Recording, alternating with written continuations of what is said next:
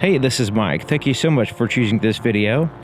Today I'm checking out a 2022 Toyota Corolla in the SE trim level.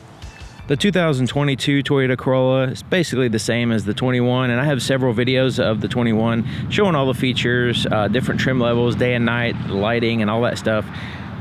So this video is going to be more of a subjective, my experience with it, and maybe some things that might stand out that might be relevant to you if you're considering buying one of these vehicles.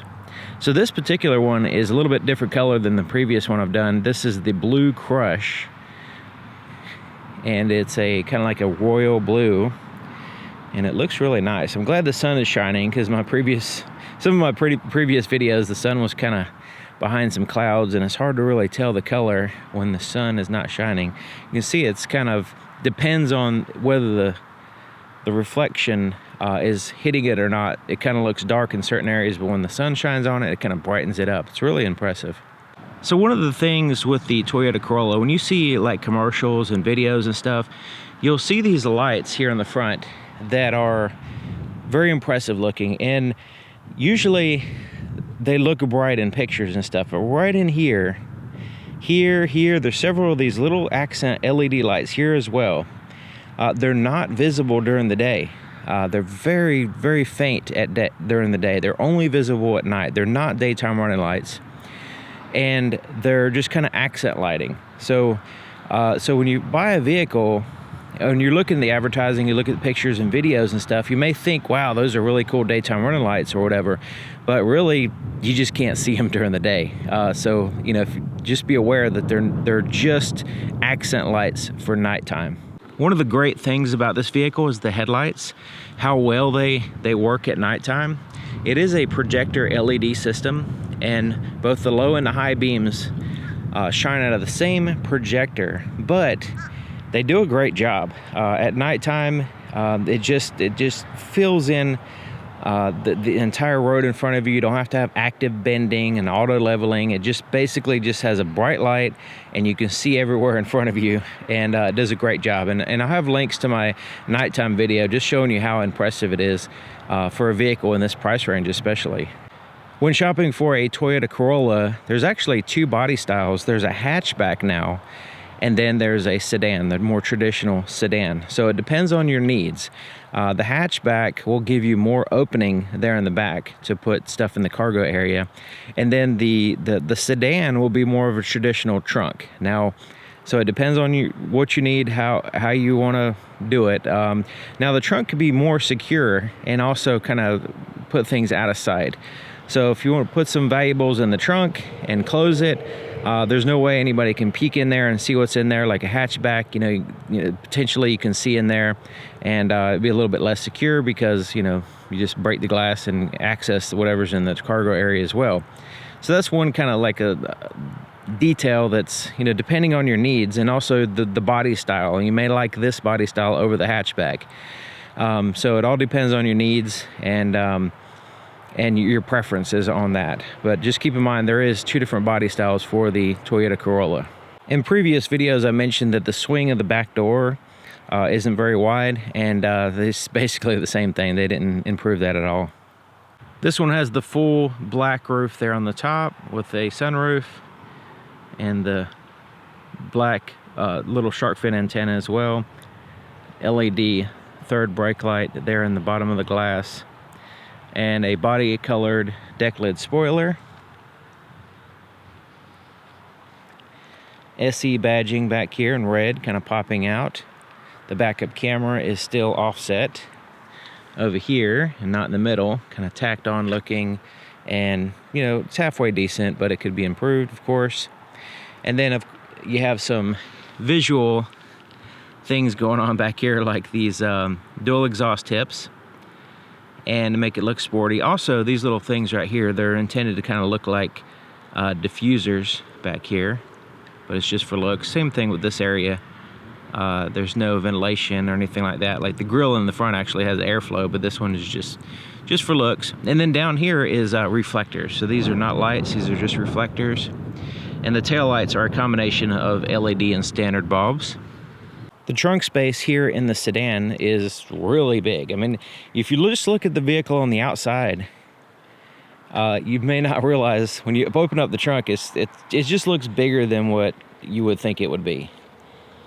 Plenty of the room there on the sides. The seats fold down. It's a 60-40 split, so you can fold the seats down if you need to. But it does still have a lot of exposed metal under here and wires and all that stuff. And so that's something to consider if you're going to load it up with whatever you're going to load it up with, that there's going to be some metal that might, you know, rub against your luggage and damage it. And also there's a very poor light back here. It could be improved for sure. I mentioned that in the previous videos, the night video and stuff. Kind of show you what it looks like. But it does have a spare tire and tools back here. A lot of vehicles, or not a lot, but there's quite a few vehicles out on the market that just have a tire inflator kit, and they don't give you a spare tire, and they, you know, charge extra for that. So this one has this, you know, already has a spare tire, and also you can kind of wedge some stuff around the spare tire for extra storage space, emergency equipment, first aid kit, fire extinguisher, that kind of stuff if you want to put it around here. A good cutting tool would be nice. Like in my vehicle, I'll put like a small bright colored orange knife in here as well, you know, for emergencies or whatever. It's really good to have extra stuff in the vehicle, and when you put it down there, it's just kind of out of the way, and you can just kind of access it when you need it. You can see with the sedan, the opening of the trunk area is going to be the limiting factor. Even though it has a large space in here, as far as getting things in the trunk, you have to get through this area, and some items can potentially fit in there, but you just can't get it through this opening. That's what the good thing is with the hatchback. It has a larger opening, so you can, even though the cargo area is, you know, roughly the same basically, the opening is much bigger, so you can actually utilize that space a little bit better for larger boxes or items, that kind of stuff. So that is a limiting factor with the sedan. Here in the back seat, the back seats are nice and roomy. They're contoured and everything. Leg room's good. It has a small hump there in the middle. But something to notice, something that kind of gets on my nerves, if you're gonna use car seats, these things, you have to be prepared to store these little plastic covers, because you can see it kind of looks not that great with the cover off. So it gives you really perfect access to get to the latch system for your car seat. The only problem is that now you have to have a place for this somewhere. And so maybe in the trunk, you know, with the spare tire or something like that, so that way you don't lose them. Because when you don't have the car seat in here, you know, if you want to make it look better, you have to have these little covers. So for whatever reason, they decided to have a cover that's removable, and then you have to deal with, you know, a place to put that and all that stuff. Or if you just accidentally, it's really easy just to you know, them flop off and then, you know, get lost or whatever. So, you know, that's one of the things that's kind of a little bit of annoyance, but you have to be aware of it before you get the vehicle, basically. You know, if you want to be prepared to find a place for that, and, you know, to account for that little bit of annoyance there. So this one doesn't have any pockets on the back of either one of these back seats. So that's kind of, you know, like almost every vehicle on the road has a pocket there. I mean, for years and years and years, that's kind of like a map pocket thing. And the fact that they just don't put that extra fabric there, it may be something that when you're shopping, you may overlook the fact that it doesn't have it. But then later on, when you're driving it and then you realize it doesn't have it, you're like, hey, I wish I had that. But anyways, so just want to point that out. Some of the Corollas have a dash that's a little bit different. It has like the screen here in the middle instead of this little tiny screen there on the side. This one has the big dial speedometer in the middle. So there is, you know, different ones depending on if you like the screen or if you like this kind of look right here, because the digital speedometer is there off to the side, so that's a little bit, I prefer it in the middle, but it's not a big deal. But what is a big deal to me, if you're shopping for a vehicle and this is something you're going to totally overlook, and it's like an insult to customers in my mind. And this is a Toyota thing. It's not just a Toyota Corolla thing, because even in the Land Rover, $100,000, not Land Rover, Land Cruiser, sorry, $100,000 Land Cruiser has the same problem. And that is these buttons up here to turn on the lights. So you can see there's buttons to turn on the lights right here. Now, why would you want to turn on the light? Because it's dark and you can't see. That, like right now, it's not dark. If I turn this light on, it's not adding any additional light. Like, I can still see just the same, right? So it seems silly to point this out. But when you sit in this car at nighttime and you try to turn the light on, guess what? None of these buttons are backlit. You can't see anything up here. So you have to randomly start pushing buttons, or, you know, accidentally open up the sunroof. It's a good thing they covered up this roadside assistance emergency button, because you're just going to be randomly pushing buttons until some light turns on, because none of this is backlit. And obviously they have power up here because you have lights. All these other buttons are backlit. You even have a little finder button over here for the power window, so you can find it in the dark, so they know that you have to find things in the dark. But the most important thing to find in the dark, in my mind, would be the light, because it's, you know, the only time you're going to use the button to turn on the light is when it's dark. So it doesn't make any sense. It's absolutely ridiculous to me that the entire brand has this issue. You know, you would think maybe they overlooked it in one vehicle, but no, even the most expensive vehicle that they sell has the same problem. So keep that in mind. They did, in this particular one, shockingly, put a light in the glove compartment. That was a big plus, and I'm very happy that they did that, because that seems like that's something a lot of vehicles are just like not doing that anymore. You know, there's some lighting deficiencies for sure, and it's not a huge deal, but, you know, just want to point out this is something that you will definitely overlook when you go buy it, and then when you actually use the vehicle, you're going to be disappointed, because it's just not, it doesn't make any sense whatsoever. So just want to point that out. You can of course get an automatic transmission, but this one has the manual, and it's a 6-speed manual. And a lot of times most of the vehicles I've driven in my life have been 5-speed, so it's real easy for me to forget to put it in the 6th gear. So my fuel economy is 32.7 average, so it'd probably get a little bit better than that if you actually drive it properly.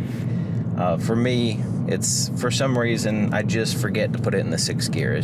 I'm just cruising along, and it's in 5th gear, and that's it. Now, one of the cool things is that when you're driving, and let's say I'm driving and I do put it in 5th gear, and then all of a sudden I remember, and I have this cruise control set.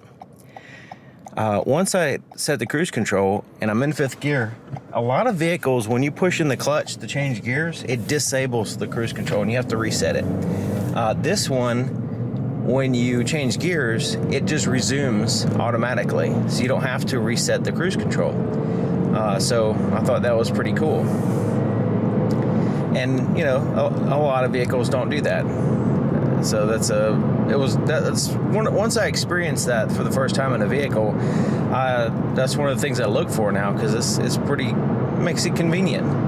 So like right now, I can set the cruise control, and you know, so now I got 52 miles per hour, and I'm in 5th gear. I'll go ahead and push in the clutch, put it in 6th gear, and it's still going. You know, the cruise control is still set at that same speed. I just upped the gear. So that's nice.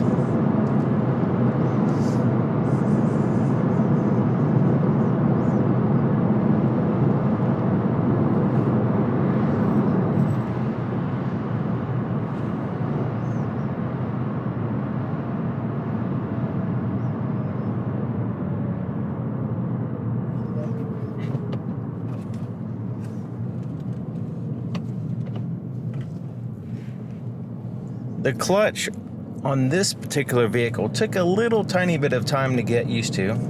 It's not a bad clutch. I don't know why it took me longer than the average vehicle to get accustomed to it, but for some reason I did. It took like, a day or something of driving it around. But now it's fine. I can drive it smoothly, and because I like to drive a manual easy, and if you're not accustomed to the clutch, then it's really easy to just engage too early and kind of put too much pressure on it and all that stuff, and take off too fast or whatever. So I'm remembering now to put it in 6th gear. And when you set the cruise control, it does a decent job of staying, at a safe distance between you and the vehicle in front of you. Of course, you can fine-tune that, and get it vehicle closer or further away. And so it's not a big deal as far as, like, some vehicles I set at the furthest distance and it's still a little bit too close for my particular taste. So it's fine for me. The lane keeping system basically doesn't do a whole lot other than just let you know that you're going over the line. You don't really feel it, so that's good that it's not intrusive. But if you like a vehicle that holds the center of the lane hard, then this is not really going to do that. And it's relatively quiet. I mean, for a vehicle this size, I don't know if you can tell with the camera or me constantly talking, that right now it's a little windy today, but you can hear a little bit of wind noise. But as far as the road noise and just exterior noises, for a vehicle this size, it's pretty decent. It is good. I was fairly impressed with the noise level. And as far as just a passenger vehicle to drive around in, you don't need anything huge or anything. You get good gas mileage. It's easy to drive. There's nothing too complex as far as how to use it. It's pretty straightforward once you get the hang of things. And if you don't like the CVT transmission, which is the automatic, then you can get the manual if you really want to change gears. It's all good there that they actually have that option. A lot of vehicles don't have the manual option anymore.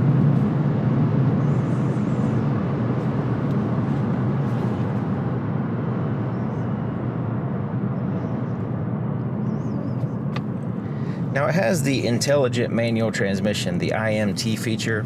I don't really notice a big difference when I engage it, so I just don't really think about it. It's one of those things that, maybe it might be useful for some other people, but it's not really a big deal to me.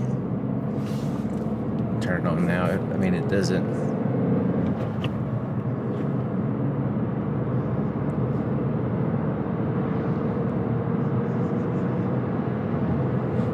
really make a difference. It's not like it's rev matching and obvious. It's not really doing anything obvious to me.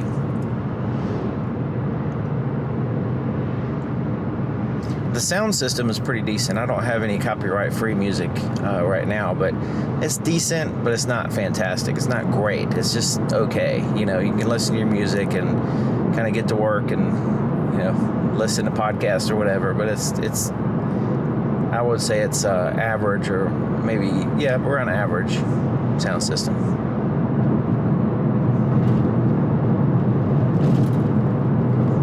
So now we're getting a little bumpy road right in there. It has some cracks in the road and stuff. You can hear a little bit of road noise, but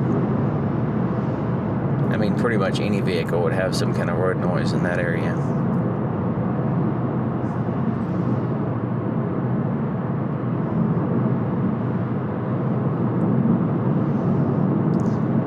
And the good thing about the Corolla, just in general, is that, I mean, there has been,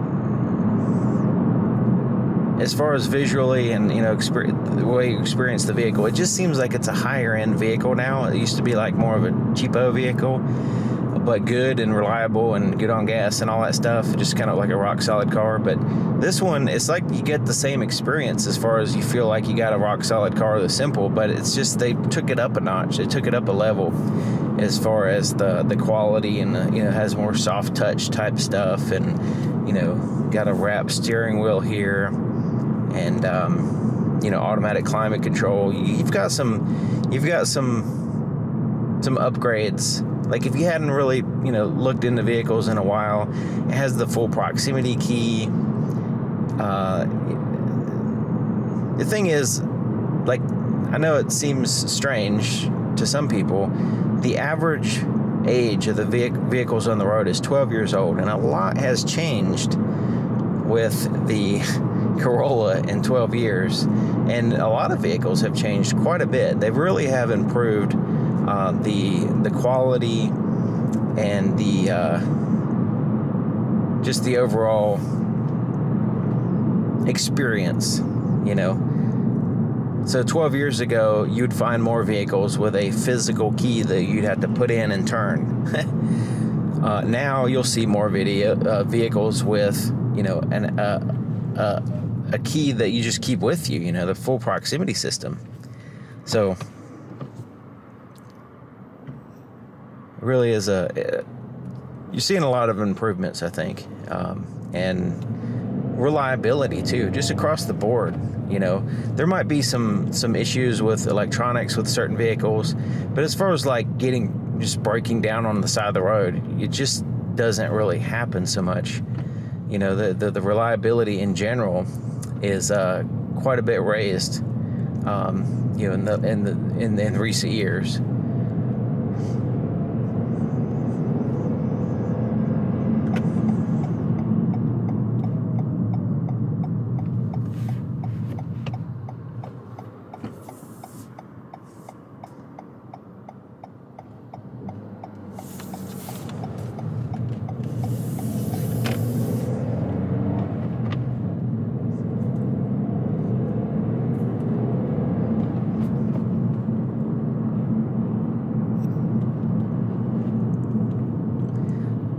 So there's a couple quirks with this vehicle, things that could be improved, or things you just have to kind of be aware of when you're shopping, because some things can be overlooked. But other than that, I mean, it has automatic high beams that actually work most of the time. It has the ability to turn off daytime running lights if you want to do that.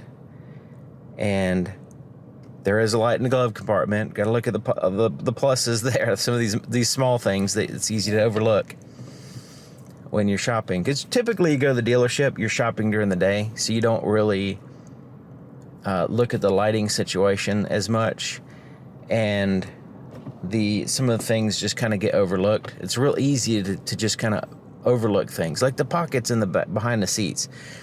If you're taking it for a test drive, it's real easy to overlook that because that's in the back.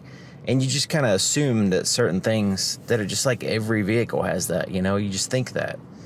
So, a few things that, like with my Honda Ridgeline, there was a lot of things that I just like, every vehicle has that. And then when I'm driving it, I overlooked it, even though I did videos and stuff on the Ridgeline before I bought one. It was just like, why would they go without basic things on a vehicle this price range? It didn't make any sense. And I guess it's just because most people just kind of overlook it, so it doesn't affect their bottom line as much when they cheap out on those particular things, when it comes to lighting especially, because the vast majority of people buy the vehicle during the day and they just kind of don't really pay attention to certain lighting situations. And then once they buy it, they kind of justify it, or they just kind of accept it, so it doesn't affect the bottom line as far as the lighting especially, or just certain things. But anyways, thanks for going on a little test drive with me and kind of going over this vehicle and sharing my experience with it, with the other, just the Corollas in general and the previous years. And it is definitely a vehicle that a lot of people would choose. I mean, it's a very popular, Corolla's a very popular car, and everybody is familiar with the reliability, and just the basic kind of almost maintenance-free type experience. You just get in it, you drive it, you change the oil when you're supposed to change the oil, do the regular maintenance, and you just have a vehicle for a long time, long time. So anyways, thank you for watching, and I'll talk to you guys next time.